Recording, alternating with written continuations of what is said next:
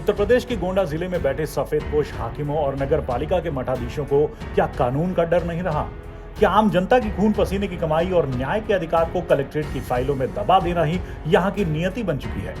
आज बात एक ऐसे मामले की जिसमें माननीय हाईकोर्ट की लखनऊ बेंच ने जब तक गोंडा की डीएम प्रियंका निरंजन और एसडीएम विशाल कुमार को अदालत में तलब होने का अल्टीमेटम नहीं दिया, तब तक नगर पालिका प्रशासन कुंभकर्णी नींद सोता रहा। आखिर क्यों एक गरीब पीड़ित को अपनी स्वर्गीय पत्नी के फंड और कोरोना काल के मुआवजे के लिए अदालत का दरवाजा खटखटाना पड़ा? देखिए हमारी ये विशेष रिपोर्ट। 2020 में 25 अगस्त को मेरी पत्नी उमा देवी सफाई कर्मचारी बड़गांव में रेड जोन कोरोना काल पे लगाया गया था उसकी ड्यूटी, उसकी मौत हो गई। और उसके बाद में मौत होने के बाद में जो है नगर पालिका ने कोई उनको धन 6 साल में नहीं दिया।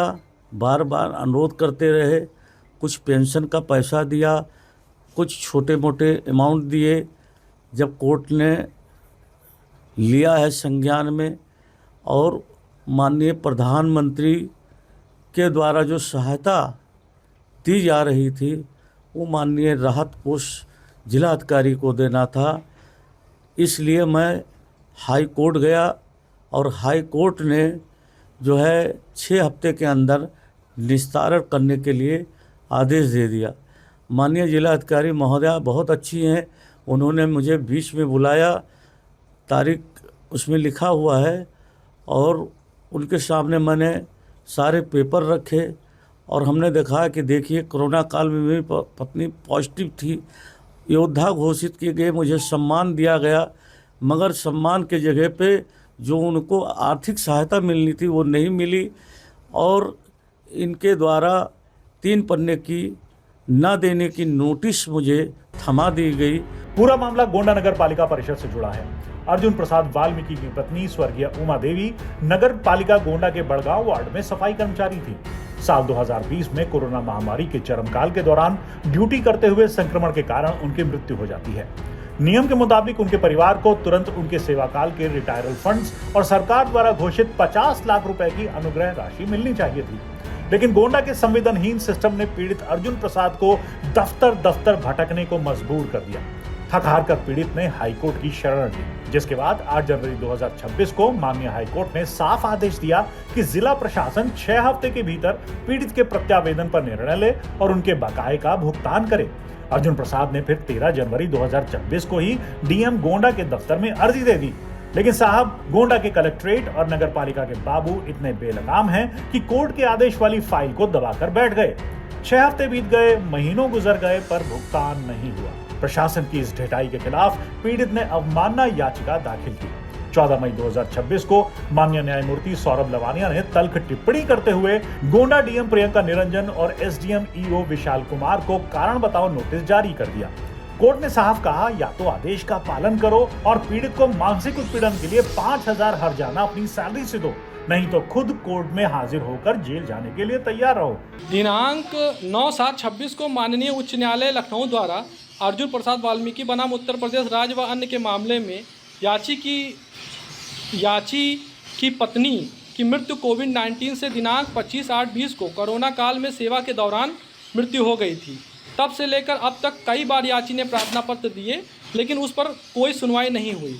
मजबूर होकर याची माननीय उच्च न्यायालय में एक रिट याचिका दाखिल किया और रिट में माननीय उच्च न्यायालय ने प्रधानमंत्री जन कल्याण योजना के अंतर्गत मिलने वाले राहत कोष को देने के लिए आदेशित किया, लेकिन प्रशासन के द्वारा कोई कार्रवाई नहीं की गई। तब मजबूर होकर याची ने कंटेम्प्ट पिटीशन दाखिल किया, जिसमें सुनवाई करते हुए दिनांक 9/7/26 को जिलाधिकारी महोदय और उप जिलाधिकारी महोदय को पर्सनल अपीयरेंस कोर्ट में बुलाया गया और माननीय न्यायालय का पालन सही समय पर न करने पर माननीय उच्च न्यायालय ने नाराजगी जताई और डीएम और एसडीएम पर फाइन भी लगाया। सख्त हिदायत भी दी गई कि भविष्य में हाईकोर्ट के आदेश का उल्लंघन नहीं करेंगे और माननीय उच्च न्यायालय के आदेश कंटेम्प्ट के आदेश के उपरांत जिलाधिकारी महोदया ने कार्रवाई करते हुए निलंबन का आदेश कर दिया, जिसमें 2 लोगों को निलंबित किया गया है, बाकी 2 लोगों को आरोप पत्र दाखिल किया गया है और जांच के आदेश भी दिए गए। जैसा कि आपने अधिवक्ता महोदय को सुना, कोर्ट का डंडा चलते ही गोंडा प्रशासन में हड़कंप मच गया। जो फाइल महीनों से धूल फांक रही थी, उस पर रातों रात कार्रवाई शुरू हुई। आनन फानन में पीड़ित अर्जुन प्रसाद को 4,64,328 रुपए के फंड्स का भुगतान किया गया। खुद को कोर्ट की सख्त कार्रवाई से बचाने के लिए डीएम प्रियंका निरंजन को पीड़ित को 5,000 का मुआवजा चेक भी सौंपना पड़ा। अदालत में दाखिल हलफनामे में डीएम साहिबा को लिखना पड़ा कि वो बिना शर्त माफी मांगती है। इतना ही नहीं, अपनी साख बचाने के लिए प्रशासन ने ठीकरा अपने मातहतों पर फोड़ दिया। लापरवाही के आरोप में नगरपालिका के स्वास्थ्य लिपिक फराज अहमद और प्रभारी लेखाकार वेद प्रकाश श्रीवास्तव को तत्काल प्रभाव से निलंबित कर दिया गया। वहीं कार्यालय अधीक्षक राहुल आनंद और पैरोकार श्याम किशोर को चार्जशीट थमा दी गई। 9 जुलाई 2026 को गोंडा की डीएम और एसडीएम लखनऊ बेंच के सामने व्यक्तिगत रूप से पेश हुए। भुगतान के सबूत और 5,000 रुपए के हर्जाने का चेक देखने के बाद कोर्ट ने अफसरों को राहत देते हुए इस अवमानना याचिका को निस्तारित कर दिया। लेकिन सिस्टम का एक और कड़वा चेहरा देखिए। जिस 50 लाख की अनुग्रह राशि की उम्मीद में पीड़ित का परिवार जी रहा था, उसे कलेक्ट्रेट गोंडा ने यह कहकर खारिज कर दिया कि स्वर्गीय उमा देवी का मुख्य चिकित्साधिकारी द्वारा जारी कोविड मृत्यु प्रमाण पत्र रिकॉर्ड में प्रमाणित नहीं है। यानी फंड तो मिल गया, लेकिन मुआवजे की असली जंग अब भी अधूरी है। इस पूरे मामले ने गोंडा जिला प्रशासन और नगरपालिका की कार्यशैली की कलई खोलकर रख दी है। सवाल ये उठता है कि क्या गोंडा के गरीब और शोषित नागरिकों को अपने हक का पैसा पाने के लिए हर बार हाईकोर्ट तक की दौड़ लगानी पड़ेगी? क्या बिना कोर्ट की फटकार और निलंबन के डर के यहाँ के अधिकारी सीधे मुंह जनता की फरियाद नहीं सुन सकते? बाबू सस्पेंड हो गए, अफसरों ने माफी मांग ली, लेकिन पीड़ित की मानसिक प्रताड़ना का हिसाब कौन देगा? गोंडा के इस लापरवाह सिस्टम पर आपकी क्या राय है? कमेंट बॉक्स में जरूर बताएं। क्योंकि 3 पन्ने की जो नोटिस दी गई थी कि आपकी पत्नी कोरोना काल में मृत नहीं हुई है और सेमो